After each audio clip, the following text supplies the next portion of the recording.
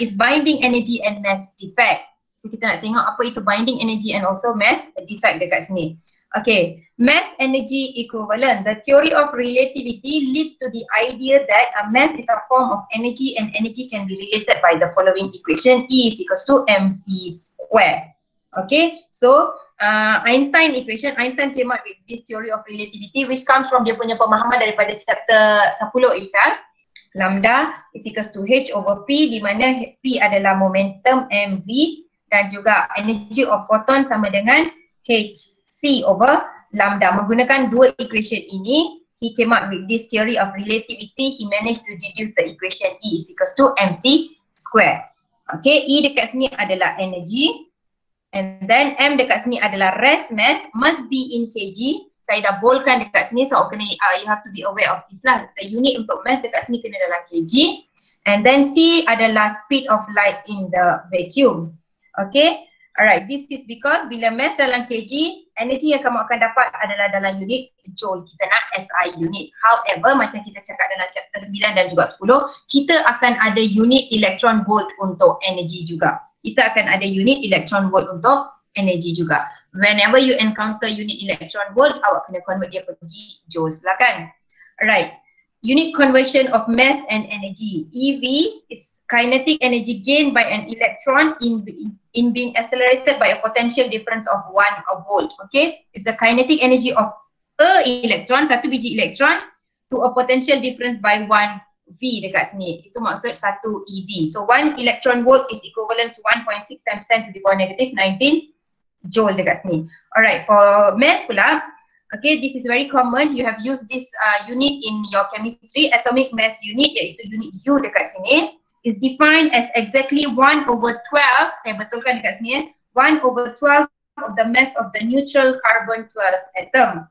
Iaitu 1 U dekat sini, 1 U is equivalent to mass of the carbon divided by the 12.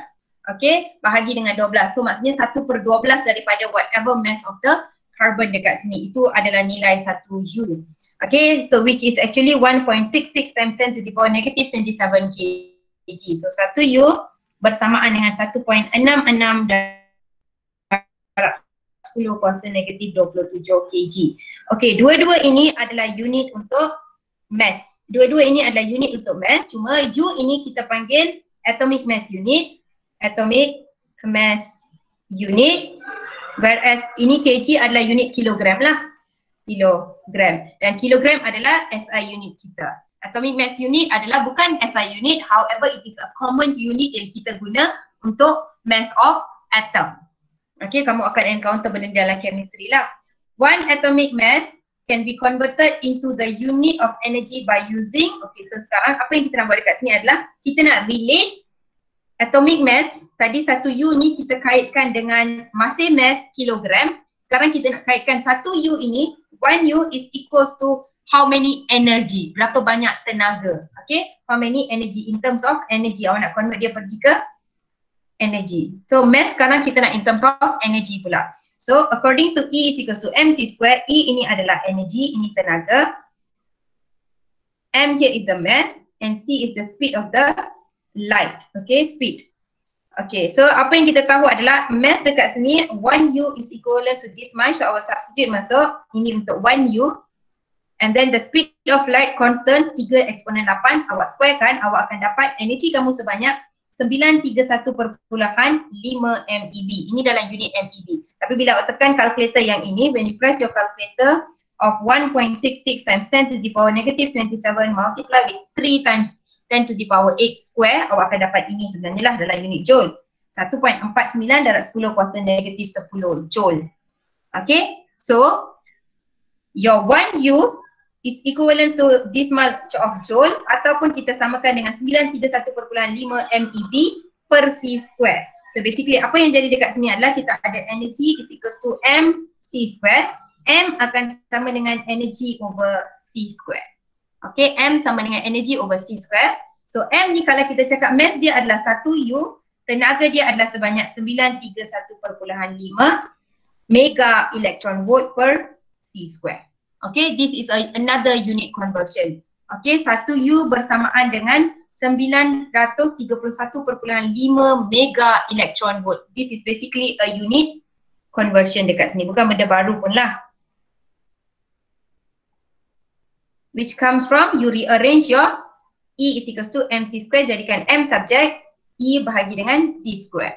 E dekat sini kita dapat adalah 931.5 MeV. How did you get this one? Adalah you get from this joule, which is the multiplication of 1U dengan the constant C square tadi tu. Okay, so apa pun dapatlah, ini adalah unit conversion of U in terms of energy. M dekat sini adalah mega, ini adalah prefix 10 kuasa 6. This is 10 to the power 6 actually. EV baru adalah dia punya unit dekat sini. Electron volt is the unit here. Okay, so sama saja macam kamu ada unit conversion untuk electron volt dekat atas, 1 EV here is equals to 1.6 times 10 to the power negative 19 joule. Ini adalah unit antara energy dengan energy. Cuma satu SI unit, satu lagi bukan SI unit. And then you have 1U is equals to 1.66 times 10 to the power negative 27 kg. Ini dua-dua unit untuk mass. Kita relate mass dengan mass. Okay, macam sentimeter dengan meter. Dua-dua unit of length, cuma satu sentimeter, lagi satu adalah unit meter. Kita guna. Bila kamu ada satu nukleus, contoh nukleus yang kita ada dekat sini, katakan saya panggil nukleus kita adalah oksigen. Awak ada oksigen dekat sini. Dalam oksigen, oksigen dekat sini. Okey, dalam oksigen ada berapa banyak proton? Kita ada 8 neutron dan juga 8 proton. Awak ambil 8 biji neutron, awak ambil 8 biji neutron, awak gabung, awak form satu oksigen. Okey, so apa yang jadi adalah mass defects ni sebenarnya adalah perbezaan antara mass of that particular nucleus, iaitu oksigen ini, oksigen satu biji ini, contoh bila awak timbang oksigen satu biji ini, awak dapat 16.01 gram contoh. Ini awak dapat. Okey, tapi bila awak timbang 8 biji proton dan juga 8 biji proton, awak ambil, awak letak atas weighing scale ini, awak ada 8 biji proton dekat sini. Lepas tu awak tambah dengan 8 biji neutron, awak letak dekat sini, mungkin awak akan dapat 16.23 gram contoh. Okey, so 16.23 ini adalah bila mereka secara individual. Awak ada 8 biji proton, awak ada 8 biji neutron, awak timbang, awak dapat 16.3. Lepas tu sekarang awak ambil semua 16 ni, awak letak, awak pun buatlah kerja kimia awak dekat sini. You make sure dia form into a satu biji nukleus. Lepas awak form dia menjadi satu biji nukleus, awak timbang di atas weighing scale tu. Bila dia jadi satu biji nukleus, dia dah jadi oksigen. Berat yang ditunjuk adalah 16.01 gram. Okay. However, tadi kita timbang 16.23, sekarang dia jadi 16.01. Beza dalam mereka adalah sebanyak 0.22 gram. Ini contoh Beza mereka adalah sebanyak 0.22 gram. Okey. Perbezaan dalam this difference here is what we call as mass defect. Okey, itu yang kita panggil dia sebagai mass defect. Di mana mass of satu biji nukleus sentiasa lebih kecil daripada total mass of its constituent nucleon. Okey. Okey, ini adalah nukleon kamu. Mass of nucleus adalah oksigen satu biji ni. Okey, so as you can see betul lah 16.01 kurang daripada 16.23. So mathematically dia tulis mass of atom, iaitu satu biji nukleus kamu itu, is always less than mass of summation of the, ini bilangan proton, 8 biji proton darab satu biji proton punya berat. Satu biji proton is about 1.0 something. And then mass of neutron, ada 8 biji neutron darab dengan mass of neutron dekat sini. Which is awak get 16.23 tadi. Itulah total mass of mereka itu. Okay, ini yang ditunjuk dari segi mathematically dekat sini. Therefore, mass defect is the delta M which equals to proton number multiply with mass of proton campur dengan neutron number multiply with mass of neutron minus the mass of nucleus ataupun mass of that particular atom dekat sini. So, delta M ni sebenarnya kalau kita tulis dari segi kita punya gambaran dekat sini untuk oksigen tadi tu, delta M kamu akan sama dengan mass of setiap biji proton darab dengan number of proton. Awak ada 8 biji proton, awak darab dengan mass of satu biji proton. Dekat sini ada nilai satu biji proton which is 1.007825U. Alright. And then kita campur dengan 8 biji neutron. Awak ambil 8 biji neutron. Neutron punya mass pula adalah 1.00 1.0086665. Okay, and then you minus dengan satu biji oksigen itu. Satu biji oksigen, I don't actually know the exact value dekat sini. So saya nak agak-agak je lah, contohlah saya agak-agak dekat sini iaitu 16 ngam-ngam lah. Contoh kita cakap 16 ngam-ngam U. Alright, ini adalah mass of oksigen. Selalu dia akan bagi dalam soalan, awak tak payah risau. Dia akan bagi dalam soalan ni, saya nak tunjuk contoh je. So bila awak tekan kalkulator, ambil 8 darab dengan 1.0077825. Awak campur dengan 8 darab lagi dengan 1.0086665. Awak tolak dengan 16, awak akan dapat jawapan awak sebanyak 0.13192. Okay, summation 2 ni tadi, summation of these two tadi, ini 2 adalah 16 point, nampak ke kuning?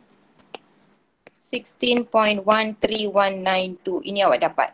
Summation of the proton and the mass of the proton dan juga neutron and mass of the neutron. Itu awak dapat 16.13192. Lepas awak tolak dengan bilangan satu biji neutron, satu biji nukleus itu, awak akan dapat the mass defect. Okay, so basically apa sahaja mass yang awak ada secara individual itu sentiasa lebih besar daripada mass selepas awak bentukkan satu nukleus.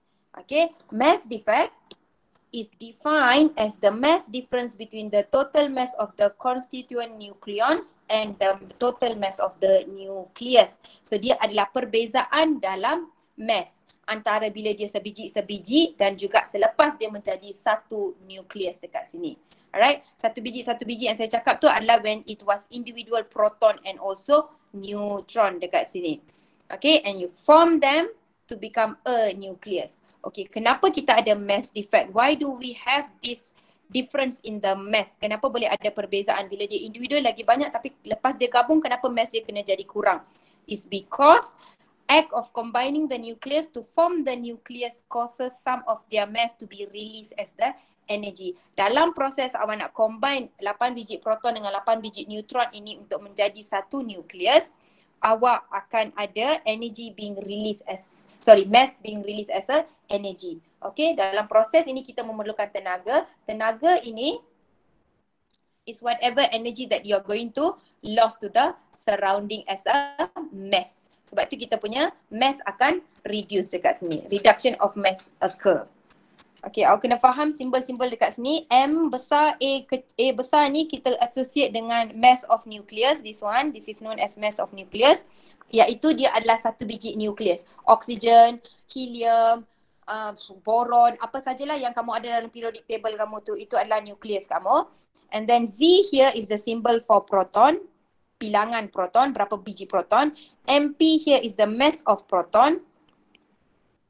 And then you have N here. N dekat sini adalah bilangan neutron. Berapa banyak neutron yang kamu ada dalam satu nukleus itu. And then Mn dekat sini adalah mass of that particular neutron. 1 biji neutron berapa. So semua ni dia akan bagi tahu dalam soalan. Awak tak payah risau lah kan. Cuma awak kena be able to deduce berapa biji proton dengan berapa biji neutron for that particular nucleus. So, okay, an atom to separate the nucleon would involve them being given the same amount of energy. So, contohnya awak dah ada satu biji nukleus, awak dah ada oksigen dekat sini. So, katakan oksigen ini mempunyai 8 biji proton dan 8 biji neutron, betul tak? So, sekarang apa kita nak buat adalah kita nak split them balik, kita nak separate dia balik. Kita tak nak dia jadi satu biji oksigen, kita nak dia jadi 8 biji proton yang berasingan dan juga 8 biji neutron yang berasingan. You want to separate them again. The energy of the nucleus. Energy to separate a nucleus is equals to the energy that you have used to combine them. Sebab tu kita panggil dia binding energy.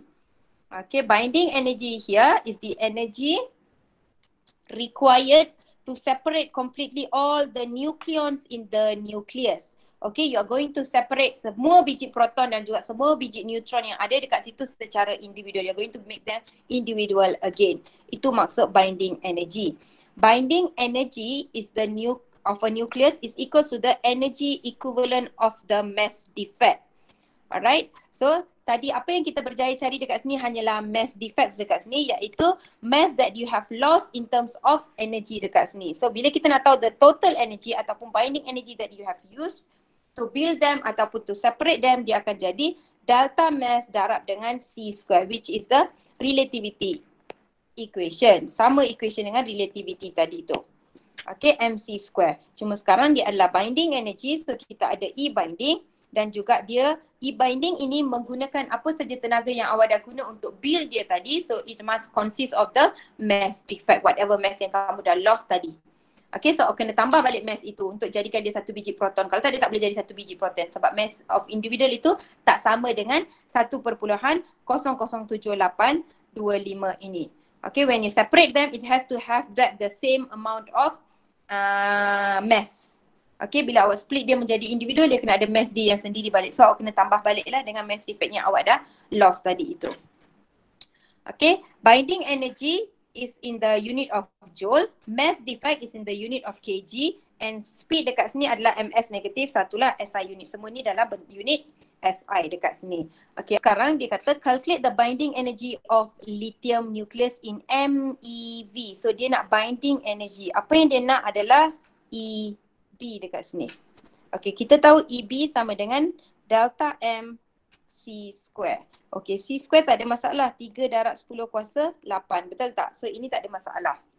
Okay, C square tak ada masalah. Apa yang kita tak ada dalam soalan adalah the binding energy. Awak kena cari awak punya binding energy dulu, iaitu delta M. You need to find your delta M so that you can find your EB. So macam mana nak cari delta M dekat sini adalah delta M here is equals to, remember, number of proton darab dengan mass of proton campur dengan number of neutron darab dengan mass of neutron, tambah semua ni tolak dengan mass of the nucleus itself. So sekarang awak ada lithium. Dalam lithium dia tulis 73 Li ini adalah total number of atom kamu, iaitu kamu ada 7 biji combination of proton dan juga neutron. Jadi adalah A, Z, X. Betul tak dalam chemistry kamu belajar?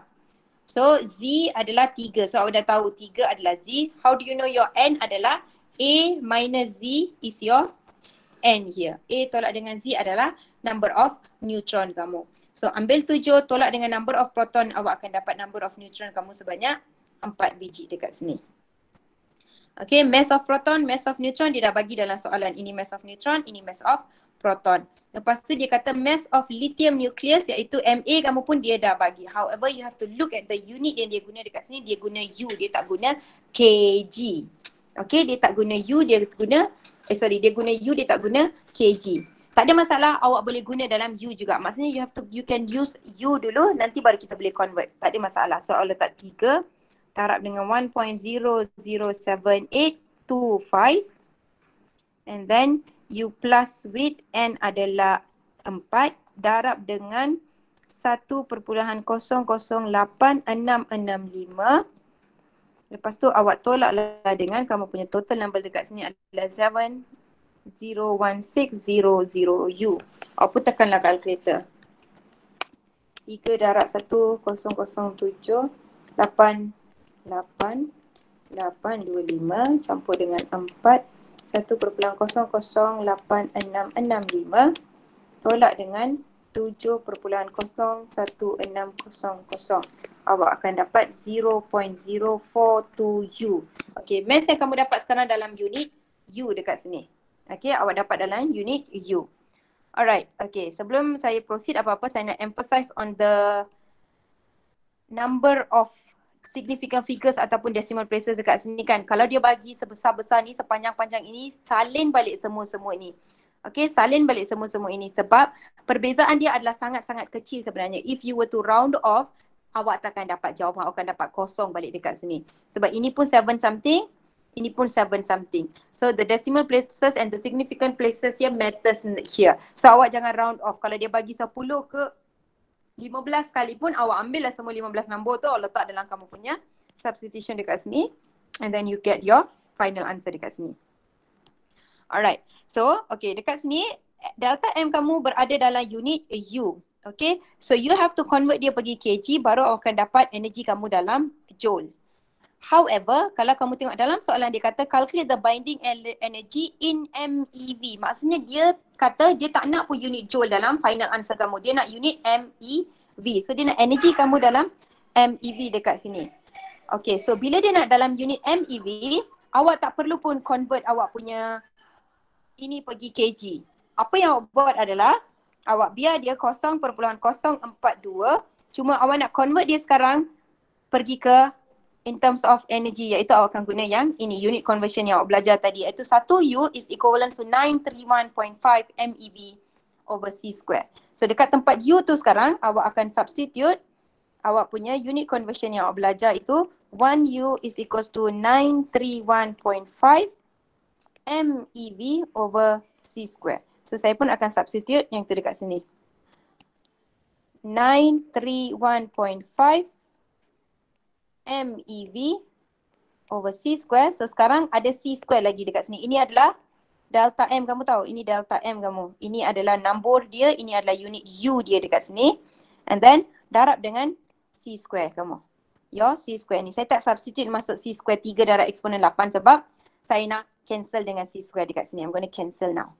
Okay, lepas saya cancel, saya akan tekan calculator whatever value I have, 0.042 times with 931.5. Saya akan dapat jawapan saya sebanyak EB saya, binding energy saya sama dengan 39.123 mega electron volt. So this is the unit that I got for my binding energy in terms of MeV. Okay. So bila dia minta dalam MeV, awak punya U ni awak tak payah convert pergi kg. Tak perlu convert pergi kg. Apa yang awak boleh buat adalah sebab dia nak dalam MeV, awak boleh guna unit conversion yang dekat sini. Sebab tu kita ada belajar this new unit conversion dekat sini, iaitu kita relate mass dengan energy. Alright, next adalah binding energy per nucleon. Okay, apa itu binding energy per nucleon? Binding energy kita dah belajar tadi. Binding energy adalah EB. Apa itu per nucleon? Okay. The binding energy per nucleon is the energy per nucleon required to completely separate the nucleon. So maksudnya binding energy per nucleon adalah energy yang kamu perlukan untuk completely separate the nucleons. Maksudnya awak betul-betul nak asingkan dia kepada sebiji-sebiji yang lain itu, to completely separate them into the nucleon. So binding energy per nucleon is an indicator of the stability of a nucleus. Okay, kita akan guna binding energy per nucleon ini as an indicator to mention ataupun to identify whether nucleus kita itu stable ataupun tidak.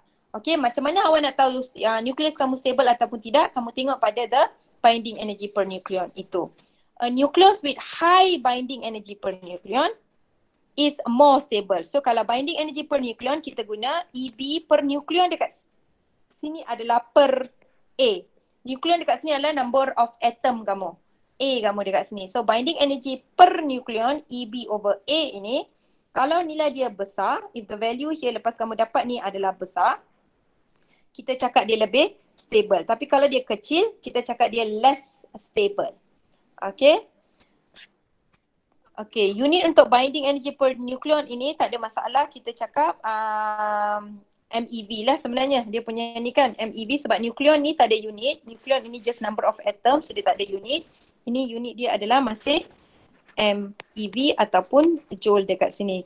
So kita ada graph of binding energy per nucleon. Apa yang kamu ada dekat sini adalah you have binding energy per nucleon. Ini adalah EB over A kamu versus number of nucleon kamu. Kamu ada versus number of nucleon kamu dekat sini. So apa yang kamu ada dekat sini adalah kalau kita tengok dia tulis graf kamu berbentuk, dia start daripada 1 MeV, dia naik ke atas, dia quickly naik ke atas pergi ke 7 MeV and then dia drop sikit. Lepas dia drop sikit dekat sini and then dia start to curve. Dia naik sikit and then dia curve gitu, lepas tu dia slowly turun. Okay, bentuk graf ini awak wajib tahu. Maksudnya dia kena naik, dia kena turun sikit, lepas tu dia akan naik, lepas tu dia akan curve macam tu lah. So you should know how to sketch this graph. Okay, dan awak should be able to identify mana satu position yang leads to the greater stability itu. Okay, so kita akan tengok dia punya explanation dekat bawah for this particular graph. The value of binding energy per nucleon rises rapidly from 1 MeV per nucleon to 8 MeV per nucleon with increasing mass number A for light nuclei. So untuk nuclei yang ringan iaitu yang mempunyai number of atom yang kecil, kalau kamu tengok dia punya mass binding energy per nukleon itu increase dengan quickly. Iaitu daripada 1 MeV dia cepat-cepat naik pergi 7 dekat sini. And then dia drop sikit, dia naik balik pergi sampai ke 8 untuk nilai yang kecil iaitu from 0 to 20. Okay, from 0 to 20. Lepas tu dia naik sikit, ini masih dalam kawasan, itulah kan dalam kawasan 8 MeV. So ini semua kita consider light nuclei. Ini semua kita consider light nuclei. So for light nuclei iaitu number of atom dia kecil. As the number of atom is increasing daripada 0 ke 40 ini, kamu akan nampak dia punya binding energy per nucleon pun increase rapidly. Dia cepat-cepat naik daripada 1 terus pergi ke 8 sini. Okay. Lepas tu, nuclei with nucleon number between 50 to 80. So ini adalah nucleon number kamu. Number of atom tu kita panggil dia nucleon number juga. Dia ada banyak nama. From 50 to 80. So ini adalah 50 kamu. Ini adalah 80 kamu. So for this particular range have the highest binding energy per nucleon about 9 MeV. So bila kamu tengok dalam graf kamu, dia naik gini. So dekat kawasan sini, kawasan daripada 50 sampailah ke 80 ini adalah paling maksimum binding energy per nucleon yang kamu reach. Lepas tu dia start turun balik. Dia naik, paling maksimum, lepas tu dia turun balik. Okay, this indicates that 50 to 80 nucleon number kawasan sini daripada 50 sampai ke 80 ini, kita panggil dia region of greatest stability dia. Greatest stability dia. Sama je yang macam dia mention dekat atas ni lah. Dekat atas ni dia tak ambil literally 50 ni tengah lah. Dia ambil 50 plus lah kan. Daripada 50 onwards, which is 56. Dia start daripada ferrum itu. Okay, dia start daripada ferrum dekat sini. Okay, so 50 to 80 you have highest binding energy per nucleon about 9 MeV. For nucleon number greater than 80, the binding energy per nucleon decrease. So selepas dia punya 80, dia start to merosot. Nilai dia berkurang. Binding energy per nucleon itu decreases. The maximum value of the curve occurs in the vicinity of the nickel, which is the most stable nucleus. So kalau kamu tengok dekat sini, nickel 62 ini paling tinggi. Okay, ini mempunyai binding energy per nucleon yang paling tinggi.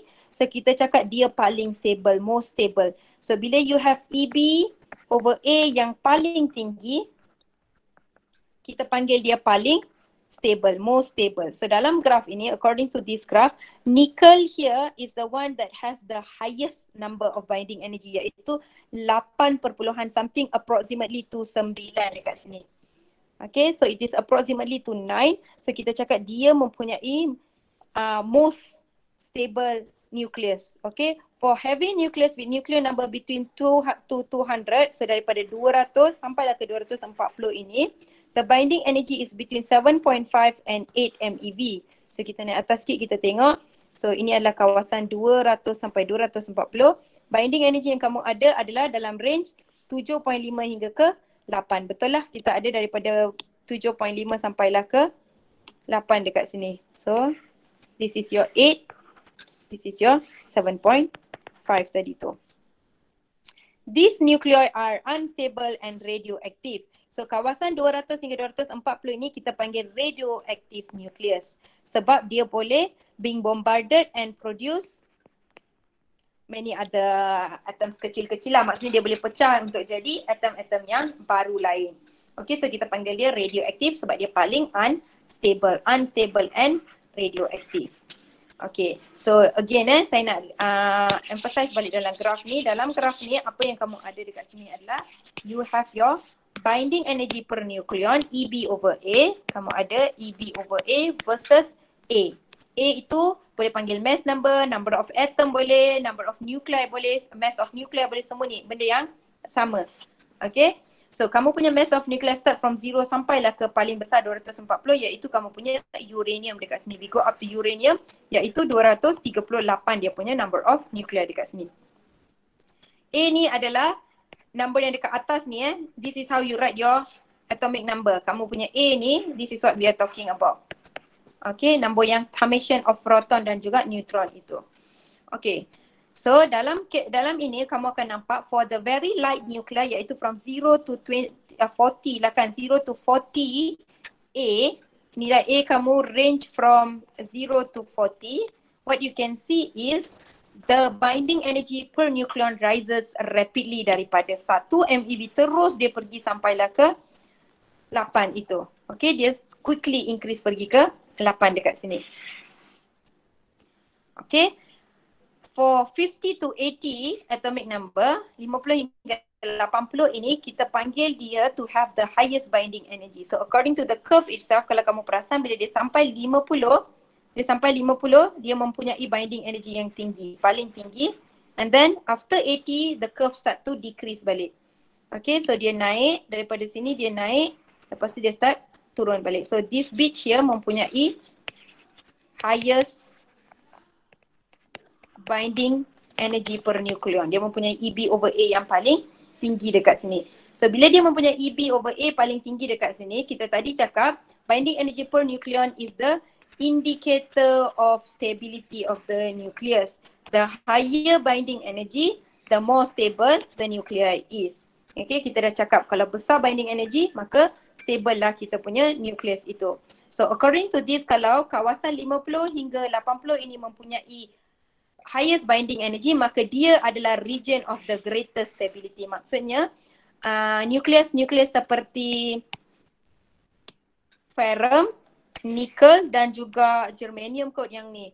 Ini tiga adalah antara nukleus yang paling stable. Okay, tiga nukleus ini paling stable. You should know lah siapa yang duduk dalam region of stability ini. Awak tak payah hafal. Yang penting awak tahu dia duduk dalam range nombor 50 sampailah ke 80.